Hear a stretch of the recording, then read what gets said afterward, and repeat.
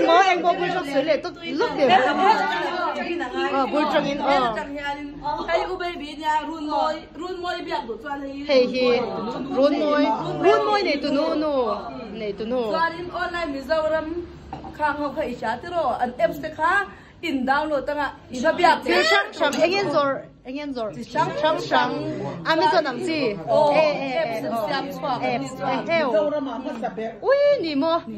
Anh tiếng tuôn khen cả lâu là sệt lâu. Sao ngoan bên công nó sạch tiền đấy. Sao ăn con có xe là tụi bên ăn đây là tụi cô. Hemi thì himi Ambani titi chin. Ambani titi chin cái hemi thì hi. Lâu nữa. Hay anh mình nghe rồi bé là gì rồi.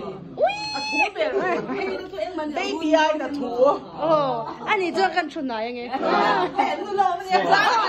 Anh tôi anh mà đi lâu. Vục lôn. Chuan. Hay lắm bằng hệ nghe anh này về. Tôi ra đi đủ cho đi cũng mà sai là ông này sẽ kêu lên này cứ thú bé. Miami fragrance ấy tôi là yêu đêm tôi cái vấn đề em.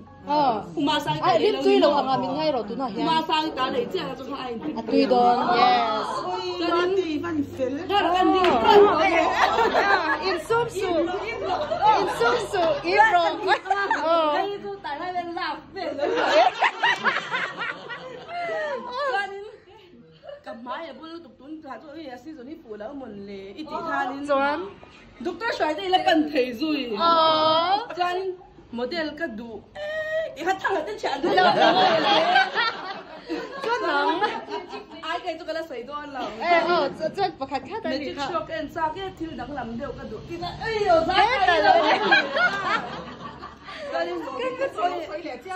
so lo cái lệ chứ. Dai tụt cái đủ ít thì cho nên big day om. Rep tụt cái đủ cho hết lệ kia kiến là om lệ. Cho nên chúng ta cái này là chăm tụt cho mình không anh nghe cả ngày sum safe đàn đây cái rất hay mà cái đấy.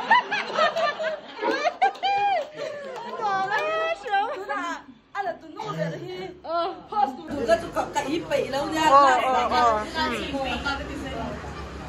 Chuan. Bên đâu? Nó ăn thôi. Basketball MSL cái em sang lúc tụi cái biết cái này dẫn là hết tụi tôi nghe in kể lắng lệ ít điều cho thì big mic. Hi. Cần gì ngà sang bè. Even cái luôn na ui thì tụi cái in thì rằng thì anh tin nghe anh design nghe tụi nghe mình share bùi ăn ít điều cho bùi hết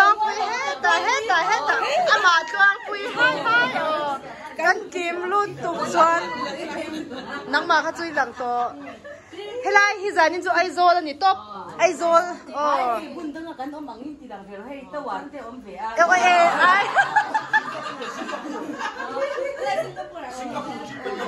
Singapore trip